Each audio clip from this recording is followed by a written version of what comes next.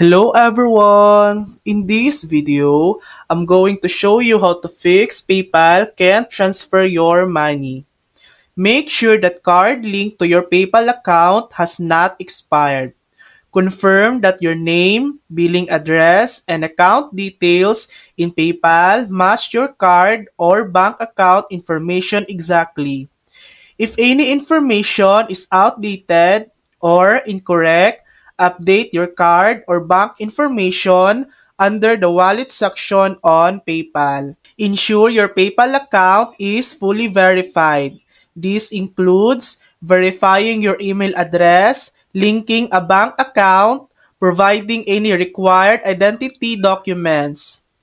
Check for account limitation.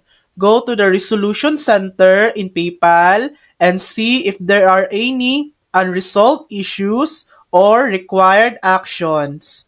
Wait at least 24 hours, especially if the error might be temporary. Clear your browser cache and cookies, then log back into your PayPal account.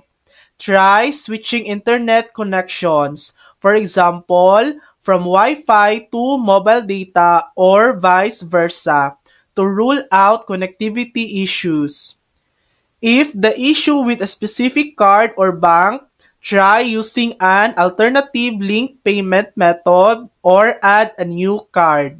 If none of the above steps work, contact PayPal support. Go to the Help Center in your PayPal account or click Contact Us at the bottom of the PayPal website. Choose to call, message, or email for personalized help. Always double-check for email alerts from PayPal as they may provide direct instructions about the issue. And that's it. That's how to fix PayPal can't transfer your money. Thanks for watching.